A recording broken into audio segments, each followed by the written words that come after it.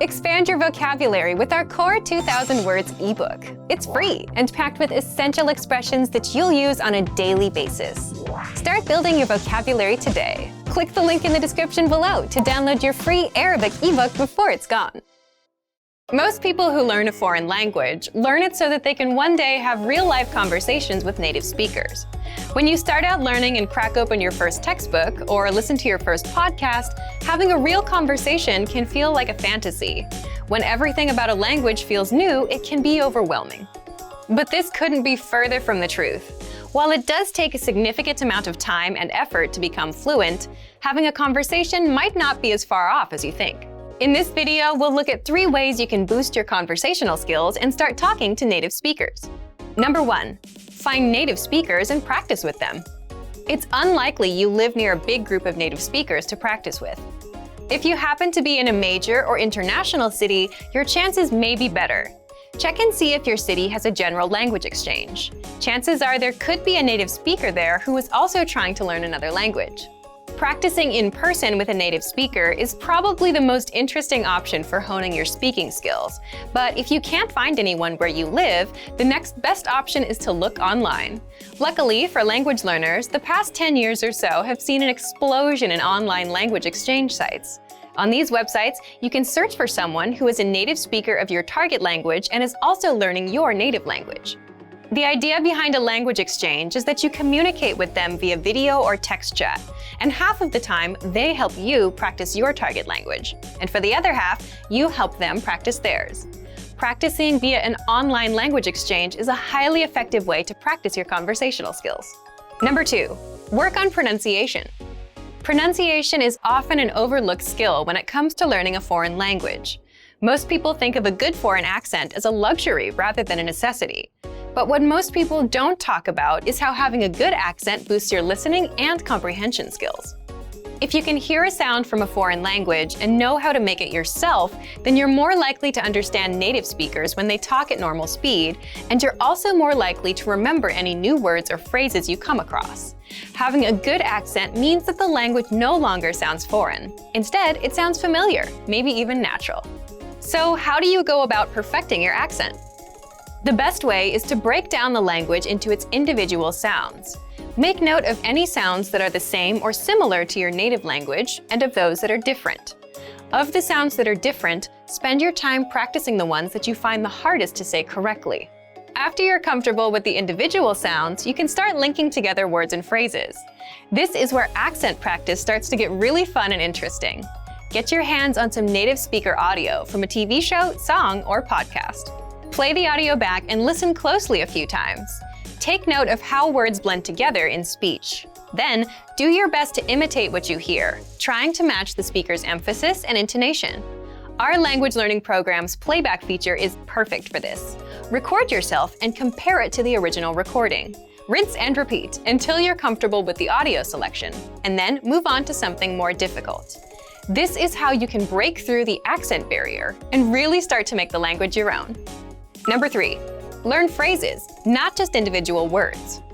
Learning grammar and individual words is great, but it's not the only approach you should take if you want to speak fluently. In addition to your regular grammar and vocabulary, try learning whole phrases, even if you aren't totally sure how they work grammatically. Learn phrases that are specific to your needs. It's a good idea to learn phrases that are grouped around a certain setting or subject, such as simple greetings or introductions, questions for getting to know someone, or traveling comfortably.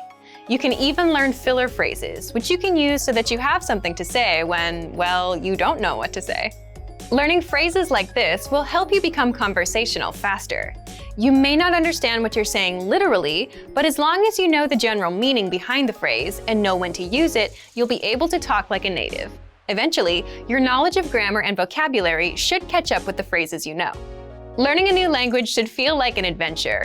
There will be plateaus and periods in your learning where it feels like you're hitting a wall, but being able to speak with native speakers and have real conversations will help you combat language fatigue.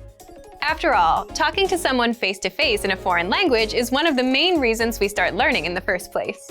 And for even more ways to gain conversation skills, check out our complete language learning program. Sign up for your free lifetime account by clicking on the link in the description. Get tons of resources to have you speaking in your target language. And if you enjoyed these tips, hit the like button, share the video with anyone who's trying to learn a new language, and subscribe to our channel. We release new videos every week. I'll see you next time. Bye! Assalamu alaikum. Hello. Assalamu alaikum. Hello. So this is the most basic greeting we have in Arabic. So if you enter anywhere, please say Assalamu alaikum. Sabah al khair. Good morning. Sabah al khair. Good morning. And this is so easy. When you see someone in the morning, just tell them Sabah al khair. It sounds cool. Masa al khair.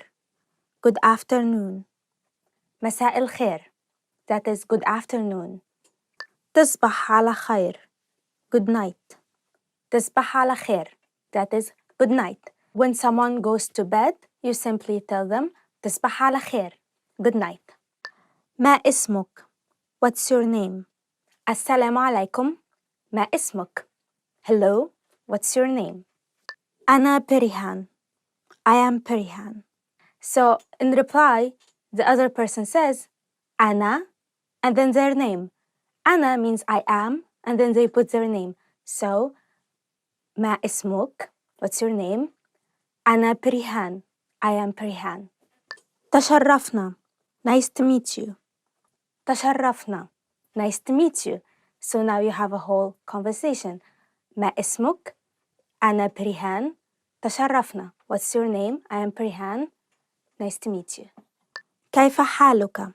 How are you? كيف حالك? How are you? How are you doing? السلام عليكم. كيف حالك? Hello.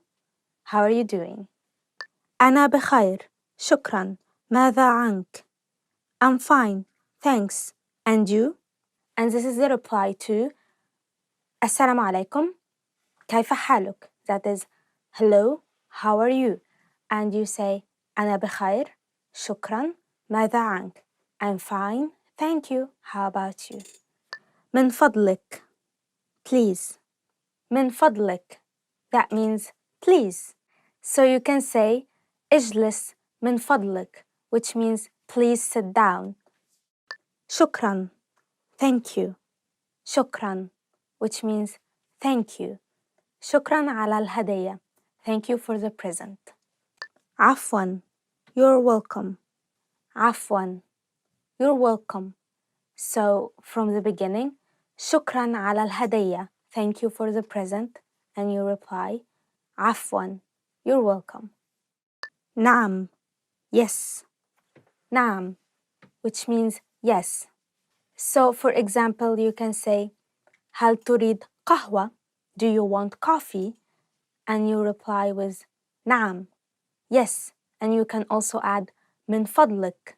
من فضلك, please. لا. No. The opposite of it, لا. لا, which means no. So one more. هل تريد قهوة? Do you want coffee? No. لا. And you can say شكرا. Thank you.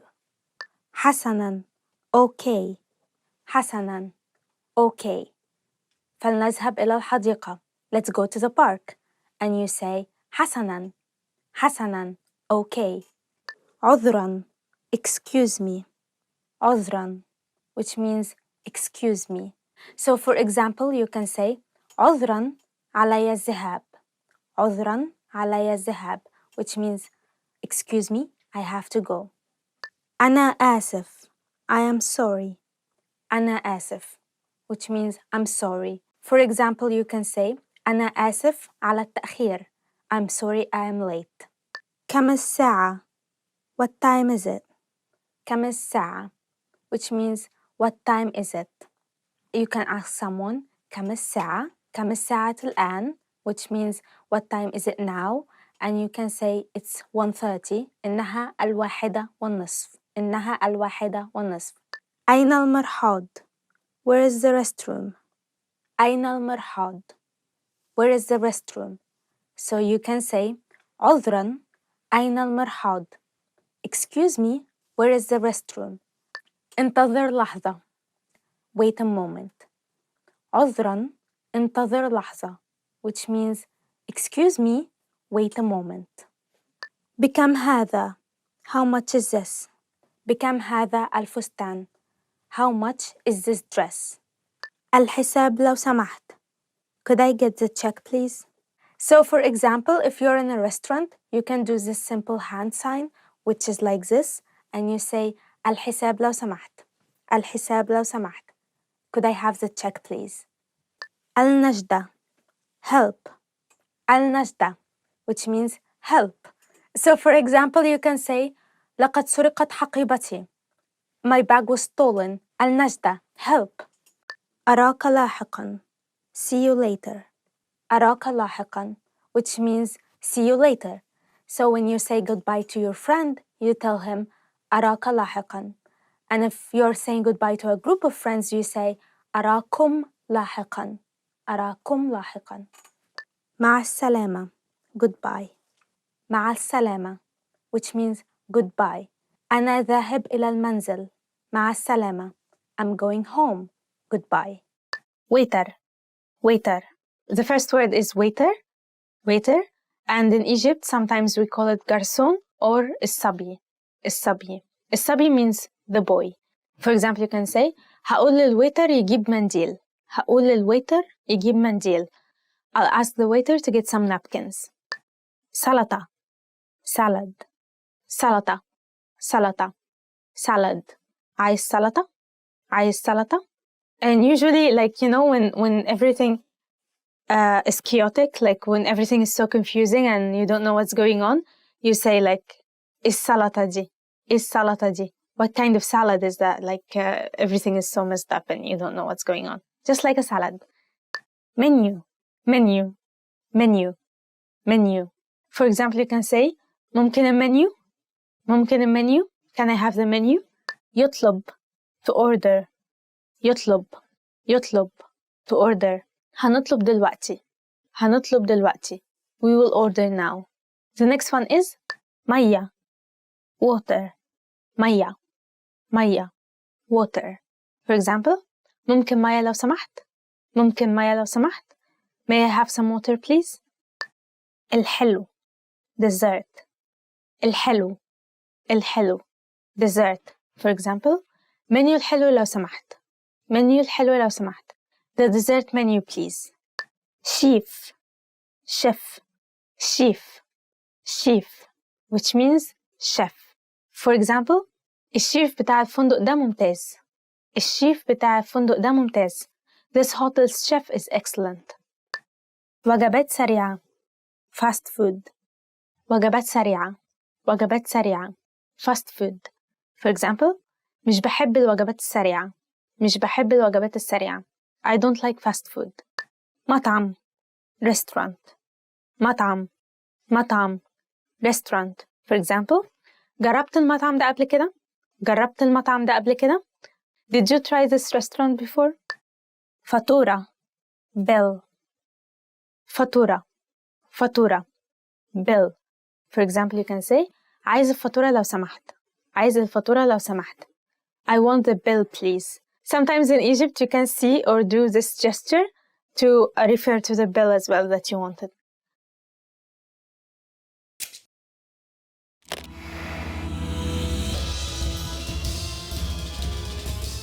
أعزائي المشاهدين، أهلا بكم. أنا بريهان. في الدرس ده هنتكلم عن يوم يعتبر أهم يوم في حياة المسلمين، وهو يوم المولد النبوي الشريف. اتولد سيدنا محمد صلى الله عليه وسلم يوم 12 من شهر ربيع الأول على التقويم الهجري. تعالوا مع بعض نشوف أهم ملامح اليوم وإزاي بيتم الاحتفال بيه. تفتكروا إيه هي اسم السنة اللي اتولد فيها سيدنا محمد صلى الله عليه وسلم؟ هنوريكم الحل في نهاية الفيديو ده. يعتبر المولد النبوي أجازة رسمية في معظم البلدان العربية، ولأن يوم المولد النبوي بيعتمد على التقويم الهجري، فبرضه ميعاد الأجازة بيختلف من سنة للتانية. في الناحية التانية في بلدان ما بتعتبروش عيد وما بيكونش عندهم أجازة رسمية، لكن بيحتفلوا بيه كفرحة بولادة النبي رسول الله صلى الله عليه وسلم.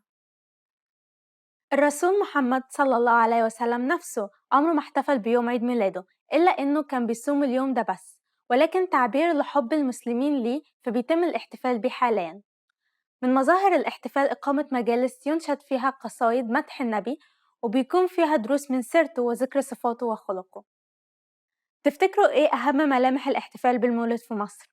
مصر بتشتهر في المولد بحلاوة المولد، وهي نوع من الحلويات أدخلها الفاطميين وساعدوا في نشرها عشان يبقى فيه حلويات لكل مناسبة في البلد، كنوع من التقرب السياسي من المصريين. حلاوة المولد لها عدة أنواع وأشكال زي الملبن، الفولية، الفستقية، البندقية، اللوزية، والحمصية والسمسمية واللذيذة.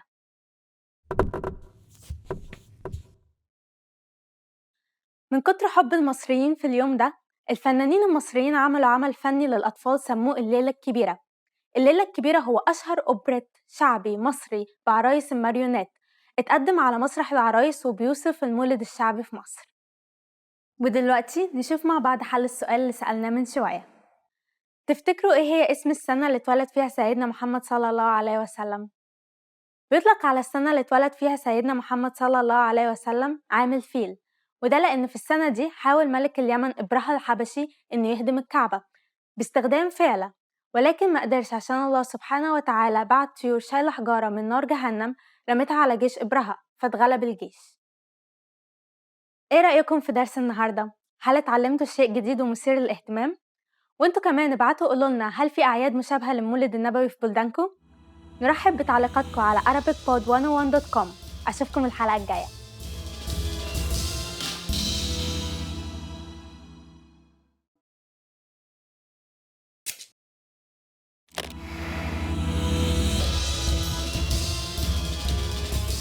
أعزائي المشاهدين، أهلا بكم. أنا بريهان. في الدرس ده هنتكلم عن احتفال جميل في بداية السنة بيستناه الأقباط في مصر بفارغ الصبر، وهو يوم عيد ميلاد المجيد أو الكريسماس. الكريسماس هو يوم عيد ميلاد السيد المسيح، في الغرب ميعاده 25 ديسمبر، أما في مصر فبيحتفل بيه الأقباط الأرثوذكس يوم 7 يناير، وهو يوم أجازة رسمية. يلا بينا نعرف معلومات أكتر عن اليوم دون وإزاي المسيحيين في مصر بيحتفلوا بيه. تفتكروا ليه بينتشر اللونين الأحمر والأخضر في الكريسماس؟ هنوريكم الحل في نهاية الفيديو ده. عيد الميلاد يعتبر تاني أهم الأعياد المسيحية على الإطلاق بعد عيد القيامة اللي هنتكلم عنه في حلقة تانية. أيام المماليك في مصر كان يعتبر عيد الميلاد من أكبر الأعياد، وكانت الكنايس بتتزين، وكان السلاطين بيوزعوا فيه حلاوة وزلابية وسمك بوري وهدايا على الأمراء، وكانت بتتعمل احتفالات وألعاب نارية، وكان الناس في كل مصر بغض النظر عن الديانة تشتري شمع ملون وفوانيس جميلة كانوا بيعلقوها على الدكاكين وفي الأسواق. دايما في يوم الكريسماس بنلاقي احتفالات دينية وصلوات خاصة بالمناسبة، لكن مش بس كده، ده كمان في اجتماعات عائلية واحتفالات اجتماعية أهمها تزيين شجرة الكريسماس وتبادل الهدايا واستقبال بابا نويل وتناول عشاء الكريسماس. تعرفوا في أعداد كبيرة من غير المسيحيين بيحتفلوا مع المسيحيين في الكنائس بالمناسبة دي. يعتبر عيد الميلاد من أكثر المناسبات اللي بيصرف فيها الناس فلوس. كمان في المناسبة دي في أغاني وموسيقى وأفلام ومسرحيات كتيرة ومتنوعة. تفتكروا مين أكتر فئة في المجتمع بتستنى الكريسماس بفارغ الصبر؟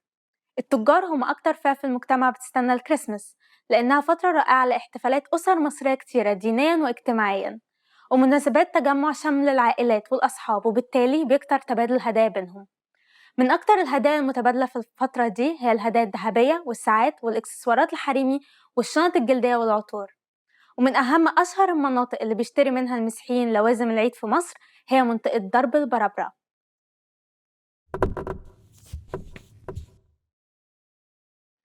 عشان الكريسماس بيجي بعد صيام 40 يوم، بتزدحم الموائد الساعة 12 بالليل في مصر وقت عشاء الكريسماس بألذ وأشهى المأكولات التقليدية الغنية اللي بيتوارثها الأجيال، زي الديك الرومي، البط والوز، وفطيرة اللحمة والفتة اللي بتتكون من الخبز والرز والثوم واللحمة والصلصة.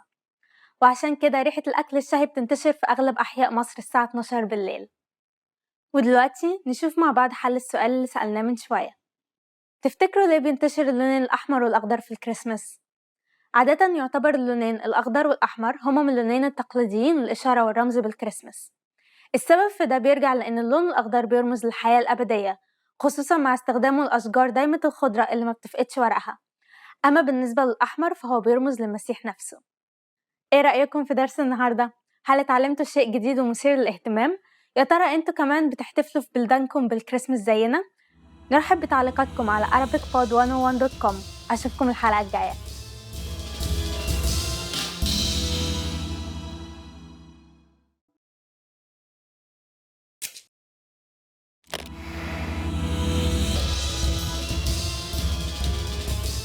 أعزائي المشاهدين، أهلا بكم. أنا بريهان. في الدرس ده هنتكلم عن عيد مهم عند كل المصريين لأنه بيرجع عمره لأكتر من 4700 سنة من أيام الفراعنة، وهو عيد شم النسيم. بنحتفل بشم النسيم في فصل الربيع يوم الاثنين اللي بعد عيد القيامة. اسم شم النسيم جاي من كلمة شمو، وهي كلمة هيروغليفية معناها عيد الخلق أو بعث الحياة، وده لأن النسيم بيجي دايما في الربيع اللي فيه الزهور بتتفتح والزرع بيخرج من الأرض، وليه رمز الحياة. في درس النهاردة هنتكلم عن ازاي المصريين بيحتفلوا بعيد شم النسيم. تفتكروا ليه بياكل المصريين بيض وسمك في شم النسيم؟ هنوريكم الحل في نهاية الفيديو ده. في شم النسيم بيخرج المصريين يحتفلوا في الجناين وبيركبوا الفلوكة في النيل، وبيقضوا اليوم كله وسط الطبيعة مستمتعين بريحة الزهور اللي بتتفتح في الربيع. المصريين القدماء كانوا بيحتفلوا بشم النسيم بنفس الطريقة، وكانوا بيعتبروه مهرجان شعبي بيبدأ مع طلوع الشمس. الأطفال بيعملوا إيه يوم شم النسيم؟ أهم حاجة بيعملها الأطفال يوم شم النسيم هي تلوين البيض. الأطفال بيستمتعوا بتلوين البيض بألوان مبهجة وبيرسموا عليه أشكال جميلة مفرحة، ولأن الألوان الصناعية مضرة للأطفال دايما بيفضل استخدام ألوان طبيعية في تلوين البيض. فمثلا في أمهات بيغلوا الكركديه مع البيض عشان يطلعوا البيض لونه أحمر، وممكن يغلوه مع الكركم عشان اللون الأصفر. تفتكروا المصريين بياكلوا إيه في اليوم ده؟ بيحرص المصريين على أكل الفسيخ والرنجة والبصل في شم النسيم. الفسيخ والرنجة هما نوعين من السمك المملح بيحضرهم المصريين بنفس الطريقة اللي كان الفراعنة بيحضروها من آلاف السنين.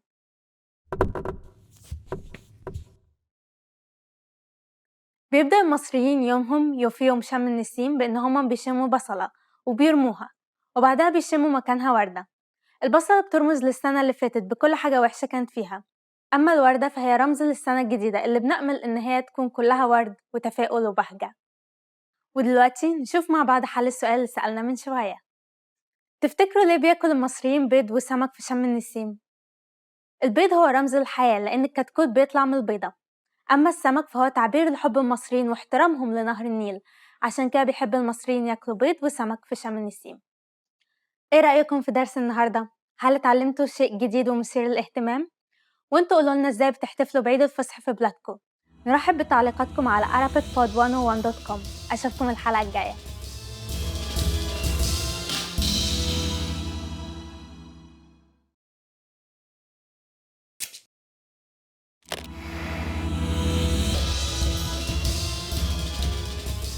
أعزائي المشاهدين، أهلا بكم. أنا بريهان.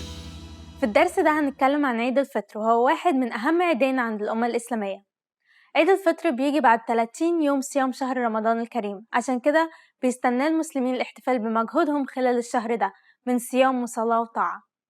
في درس النهاردة هنتعرف مع بعض على ازاي المصريين بيقضوا أيام عيد الفطر المبارك. تفتكروا أغلب المصريين بيتغدوا ايه أول يوم العيد؟ هنوريكم الحل في نهاية الفيديو ده. عيد الفطر بيطلق عليه برضه في بعض الدول زي مصر العيد الصغير، وده لأن مدة العيد 3 أيام بس. أما العيد الأضحى بيطلق عليه العيد الكبير لأن بيكون مدته 4 أيام. ولأن معظم المناسبات في مصر مرتبطة بالأكل، فالعيد الصغير برضه بيطلق عليه عيد الكحك. في عيد الفطر بتحرص كل الأسر على عمل الكحك والبسكوت والبيتي فور وتجهيزهم قبل العيد بأسبوع أو أكتر. تفتكروا إيه هي أكتر حاجات بيستناها الأطفال في عيد الفطر؟ في مصر عادة عند الأسر، وهي إن كل أسرة بتدي الأطفال الأسرة التانية عيدية أول أيام العيد. بيفرح الأطفال جدا بالعيدية وبيستنوا كل عيد عشان يشتروا بيها حلويات وبومب وصواريخ. من أهم الأحداث أول أيام العيد هي صلاة العيد. صلاة العيد هي صلاة تطوعية، لكن بيحرص أغلب الناس على صلاتها، وده لأن ثوابها كبير جدا. بيستمتع الناس كلهم بالصلاة في الجناين وساحات الجوامع الخارجية في الهواء الطلق مع الأصحاب والأهل. أغلب الشباب في ليلة العيد بيسهروا طول الليل منتظرين صلاة الفجر وصلاة العيد، اللي غالبا بتكون ما بين الساعة 5 ل 6 الصبح. وعشان أغلب الشباب بيبقوا سهرانين بتفضل النوادي والمحلات التجارية فاتحة لحد الصبح. ودلوقتي نشوف مع بعض حل السؤال اللي سألناه من شوية. تفتكروا أغلب المصريين بيتغدوا إيه أول يوم العيد؟ زي ما احنا عارفين عيد الفطر بيبقى قبله شهر رمضان المبارك، وعشان الناس ما تعطش في نهار رمضان بيفضل الناس الابتعاد عن أكل فيه ملح أو أي أكل بيعطش زي المأكولات البحرية طول شهر رمضان. عشان كده أول ما بيخلص شهر رمضان بيفضل أغلب المصريين إنهم يتغدوا على الأسماك والمأكولات البحرية الجميلة اللي بتبقى وحشاهم. إيه رأيكم في درس النهاردة؟ هل اتعلمتوا شيء جديد ومثير للاهتمام؟ يلا وانتوا كمان قولولنا هل عندكم عيد بتاكلوا فيه كحك زي عيد الفطر؟ نرحب بتعليقاتكم على arabicpod101.com. أشوفكم الحلقة الجاية.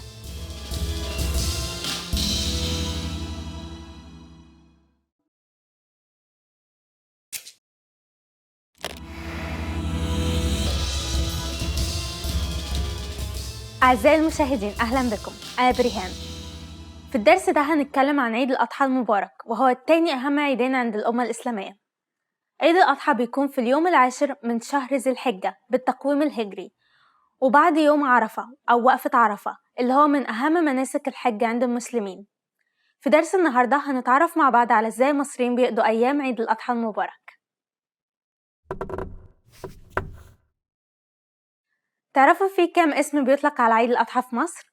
هنوريكم الحل في نهاية الفيديو ده. يوم العيد والثلاث أيام اللي بعده بتتسمى أيام النحر أو الذبح.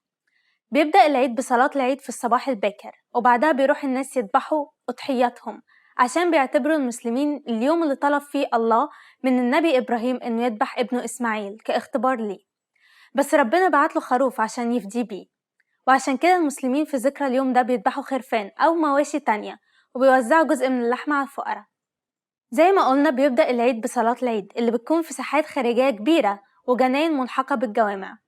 بعدها بتبدأ عملية ذبح الأضاحي على الشريعة الإسلامية، وهي طريقة بتخلي أولاً الخروف ما يتعذبش، وثانياً بتخلي كل الدم يخرج من جسم الخروف عشان نقدر ناكل لحمة صحية ولذيذة. عادة بيأجر الناس جزارين يذبحوا لهم الأضحية بتاعتهم، لأن عملية الذبح صعبة جداً وعايزة خبرة.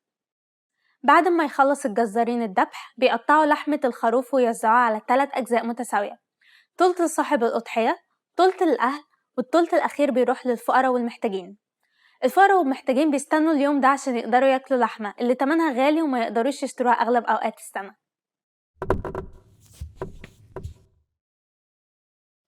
دايما بيستغل الناس الأجازة الطويلة دي اللي أحيانا بتمتد ل5 أيام، وبيسافروا أماكن جميلة زي الساحل الشمالي أو العين السخنة عشان يقضوا هناك أيام العيد. ولأن أصحاب المنتجعات عارفين كده دايما بينظموا حفلات غنائية في نفس الوقت. ودلوقتي نشوف مع بعض حل السؤال اللي سألنا من شوية. تعرفوا في كام اسم بيطلق على عيد الأضحى في مصر؟ في 3 أسماء بيطلقوا على عيد الأضحى. غير عيد الأضحى بيطلق عليه كمان العيد الكبير أو عيد اللحمة. شرحنا في درس فات ليه بيطلق عليه العيد الكبير. أما اسم عيد اللحمة فبيرجع لأن اليوم ده اللي أغلب الناس فيه بياكلوا فيه لحمة. إيه رأيكم في درس النهاردة؟ هل اتعلمتوا شيء جديد ومثير للاهتمام؟ وانتوا كمان ابعتولنا قولولنا ازاي بتحتفلوا بعيد الأضحى في بلدكم. نرحب بتعليقاتكم على arabicpod101.com. أشوفكم الحلقة الجاية.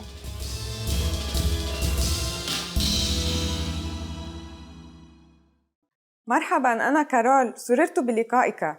Hi, I'm Carol. Nice to meet you. In this series العربية في 3 دقائق we're going to learn basic Arabic expressions. It's super easy and it takes only 3 minutes. In this lesson you're going to learn how to introduce yourself in Arabic. There are a few other ways to say it depending on how formal you want to be. Let's first look at an informal way to introduce yourself in Arabic. مرحبا أنا كارول سررت بلقائك. Hi, I'm Carol. It's a pleasure to meet you. مرحباً، أنا كارول. سررت بلقائك. Now you try it. Start by saying مرحباً, which is the equivalent of hi. Then say أنا, literally I am, followed by your name. أنا كارول is I am Carol. Finally, say nice to meet you. If you're talking to a man, you say سررت بلقائك. If you are talking to a woman, say سررت بلقائك. This phrase means pleasure to meet you. In the English phrase pleasure to meet you, you is a neutral word. You can use it for both men and women. But in Arabic, the word you needs a gender. When you change the last letter in لقائك, a, to an e sound, لقائك, You are actually changing the word you from the male to the female version. Please be careful to use the correct version. Now let's see another way of introducing yourself. In this version, you will say, "Hi, my name is Carol," instead of, "Hi, I am Carol." And we will learn another way of saying, "Nice to meet you." مرحبا، اسمي كارول. تشرفت بمعرفتك. Hi, my name is Carol. I am honored to meet you. مرحبا، اسمي كارول. تشرفت بمعرفتك. What has changed from the previous introduction? Let's take a close look at these together. First, مرحبا أنا كارول has changed to مرحبا اسمي كارول. So, instead of saying, "Hi, I am Carol," we are speaking in a more formal way by saying, "Hi, my name is Carol." Next, after giving your name, instead of saying سررت بلقائك, you say تشرفت بمعرفتك, or I am honored to meet you, which is a bit more formal. Again, we should not forget to change the ending of the word depending on the gender of the person you're speaking to. It would be تشرفت بمعرفتك for a man and تشرفت بمعرفتك in case of a woman. One more time, here are the 4 ways you learn to introduce yourself in Arabic. Informally, مرحبا أنا كارول سررت بلقائك if you are speaking to a man, and مرحبا أنا كارول سررت بلقائك if you are speaking to a woman. The formal way to introduce yourself is مرحبا اسمي كارول تشرفت بمعرفتك if the person you're talking to is a man, and مرحبا اسمي كارول تشرفت بمعرفتك if that person is a woman. Now it's time for Carol's tips. When you introduce yourself in the Middle East or Northern African countries, it's polite to offer your right hand for a handshake or give 3 kisses on the cheeks, although the rules vary depending on where you are. Arab people place great value on politeness. So, for example, it is considered rude to enter a room or a place without greeting everyone. If you use the right sentence to introduce yourself, they'll definitely be impressed. In the last lesson, we learned how to thank people by saying shukran and shukran jazilan. In this lesson, we learned some of the most common greetings used in Arabic-speaking countries. هل أنتم جاهزون? Are you ready? فلنبدأ, then let's start. The most common greeting is marhaban or hi. Marhaban. This is a general way to greet people when you see them. A more cultural greeting is assalamu alaikum. This means peace be with you and is generally used only by Muslims. We say it when we meet someone and also when we leave. Assalamu alaikum. Someone could respond to assalamu alaikum with marhaban or hi, but it is more polite to respond to such greetings in the corresponding way. Since assalamu alaikum means peace be with you, when greeted in that way, we should answer back with wa alaikum assalam, which literally means peace be with you too. Wa alaikum assalam. Whether you use marhaban, hi, or assalamu alaikum, it is also polite to ask the person how they are. كيف حالك? How are you? كيف حالك? Don't forget that in Arabic, the word you needs to have a gender. So, كيف حالك is good if you are talking to a man, but if you are talking to a woman, you should ask كيف حالك? كيف حالك? When it's time to leave, you can say وداعاً or goodbye. وداعاً. The other person can reply مع السلامة, which means be safe. مع السلامة. Let's review the phrases you've learned in this lesson. مرحباً is hi. السلام عليكم is peace be with you. The response is وعليكم السلام.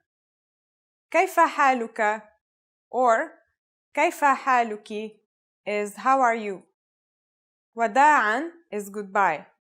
And مع السلامة is be safe. Now it's time for Carol's tips. If you're leaving and you want to show the person that you would like to see them again, you can use إلى اللقاء, meaning see you, or إلى اللقاء قريباً, see you soon. إلى اللقاء إلى اللقاء قريباً. In the last lesson, we learned the most common forms of greetings in Arabic. Do you remember them?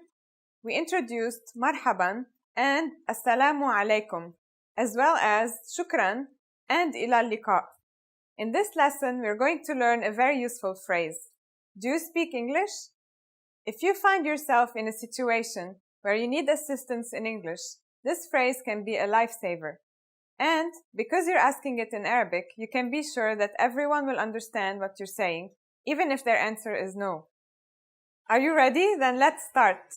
Here's the basic way to ask if someone speaks English. هل تتكلم الإنجليزية? If you are talking to a male. And هل تتكلمين الإنجليزية? If you are talking to a female. هل تتكلم الإنجليزية؟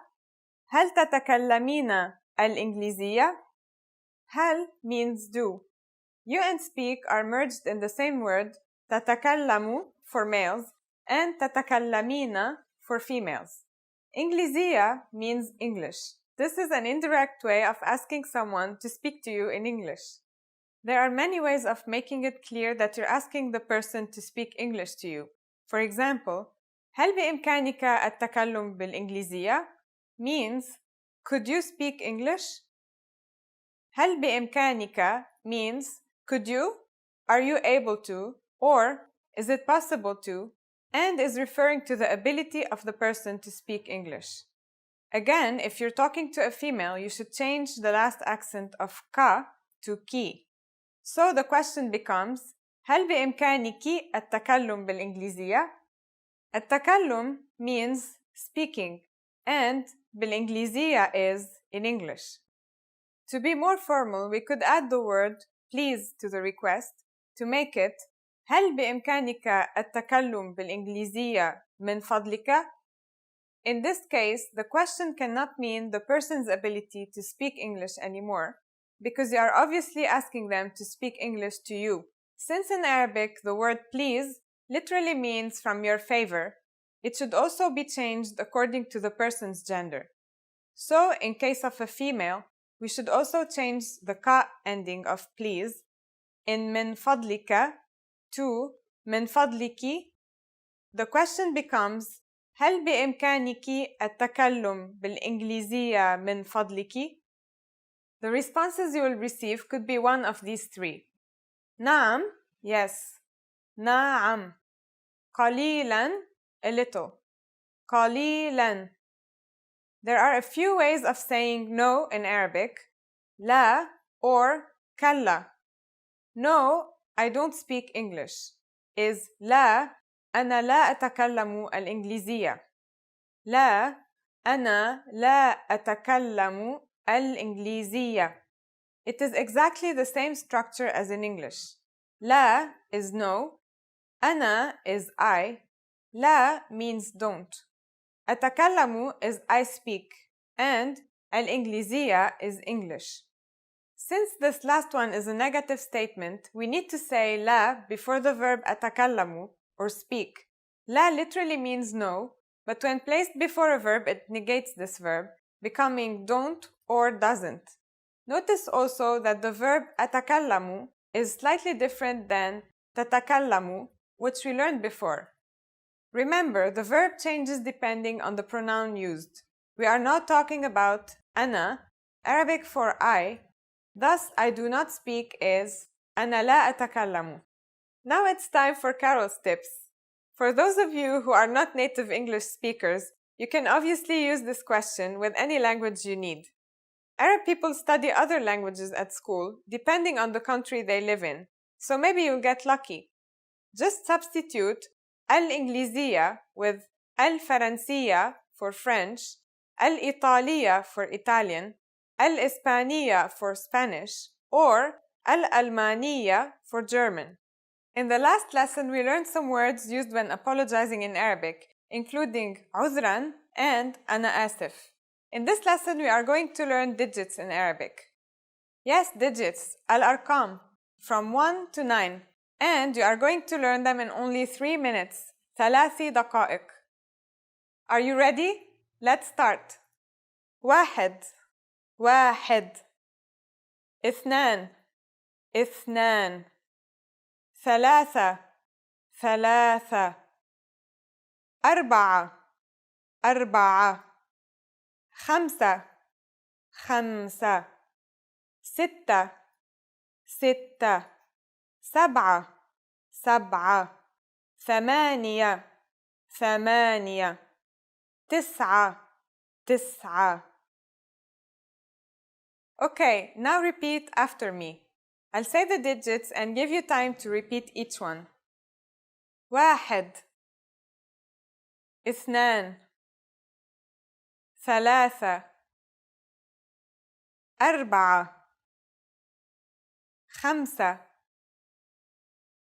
ستة سبعة ثمانية تسعة. Great job! What is before واحد? Do you know? It's صفر. صفر. You don't have any more excuses. You can give your friends your cell phone number in Arabic. Let's try together. We use the phrase رقمي هو, which means my number is. رقمي هو. رقمي هو صفر ثلاثة سبعة واحد اثنان أربعة تسعة ستة. Can you read it by yourself? صفر ثلاثة سبعة واحد اثنان أربعة تسعة ستة. Perfect. In the last lesson, we learned how to count in Arabic. I hope you spent some time practicing the numbers because they will come in handy in this lesson. We're going to learn how to go shopping in Arabic-speaking countries. Before we go, you need to know how to say, how much is this? بكم هذا? بكم هذا? Are you ready to go shopping? Let's go. You see something you like and you want to ask the shopkeeper how much it costs. The first thing to say is, عفواً. Do you remember what that means? Excuse me. عفواً بكم هذا? عفواً بكم هذا? Another way of asking how much is this is to say, what is the price of this? Or, كم ثمن هذا? Next, if we are specifying what the object is, we need to know if the object is feminine or masculine. If it is masculine, keep هذا when referring to it. And if it is feminine, use هذه. Then, if you would like to specify the name of the object, you first say el, which is like the, and then say the noun. For example, pen is masculine. قلم. عفواً, كم ثمن هذا القلم? Excuse me, what is the price of this pen? عفواً, كم ثمن هذا القلم? And محفظة is a feminine noun that means wallet. عفواً, كم ثمن هذه المحفظة? Excuse me, how much is this wallet? عفواً, كم ثمن هذه المحفظة?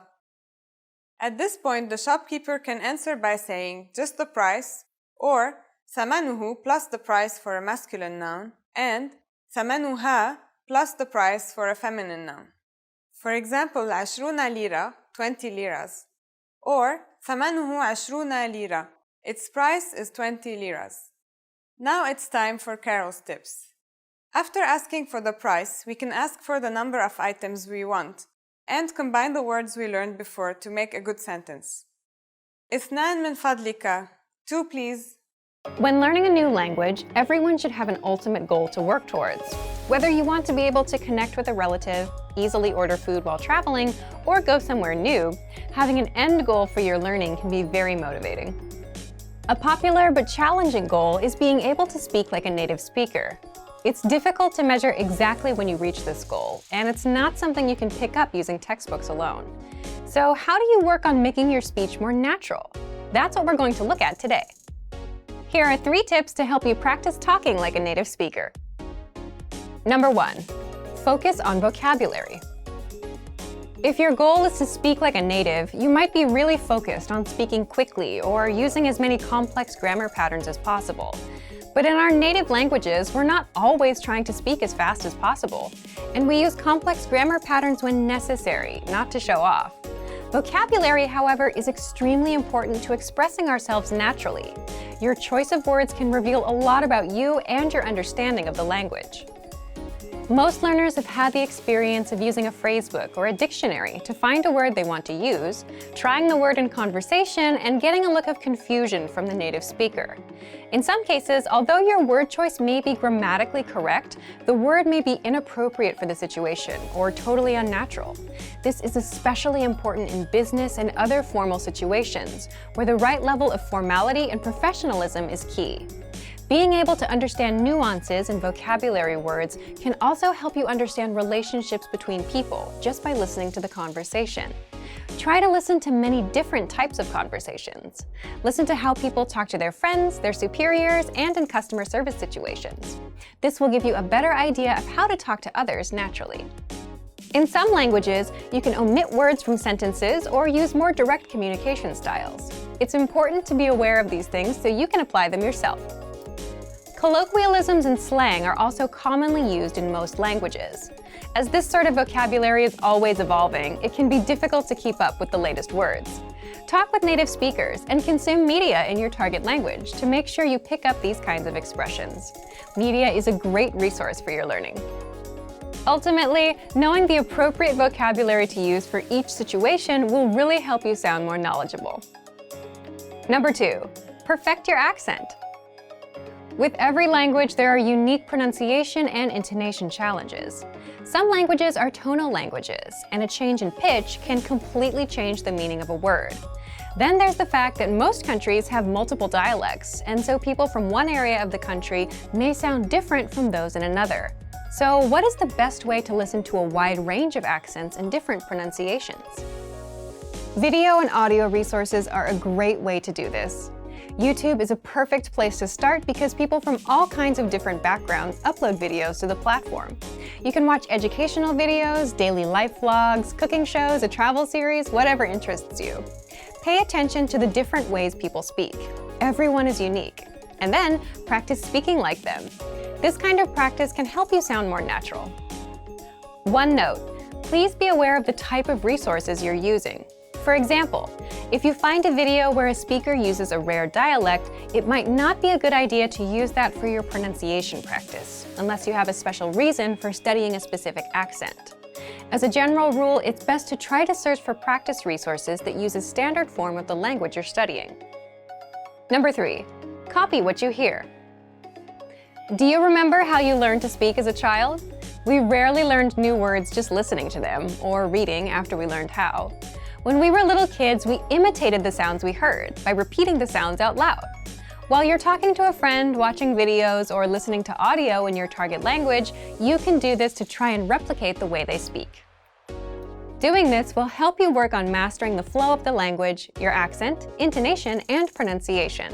Of course, you might also pick up some new vocabulary this way. Make sure to repeat new words often. It's a great way to make sure you remember them.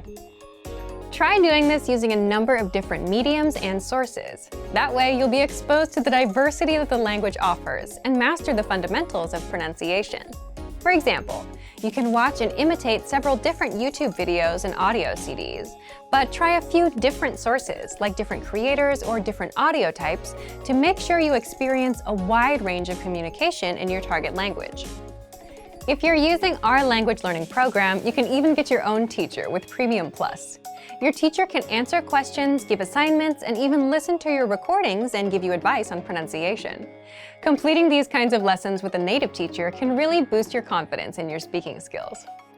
Becoming able to speak like a native is a popular goal for many people learning a new language. It feels great to be able to communicate smoothly, especially when the people you're talking to expect basic level sentences or broken communication. Try using the tips we've shared in this video to work on improving your speaking skills. Of course, it'll take time and persistence, but the reward will be more natural communication. And for even more tips on speaking, check out our complete language learning program. Sign up for your free lifetime account by clicking on the link in the description. Get tons of resources to have you speaking in your target language. And if you enjoyed these tips, hit the like button, share the video with anyone who's trying to learn a new language, and subscribe to our channel. We release new videos every week. I'll see you next time. Bye! Expand your vocabulary with our Core 2000 Words ebook. It's free and packed with essential expressions that you'll use on a daily basis. Start building your vocabulary today. Click the link in the description below to download your free Arabic ebook before it's gone.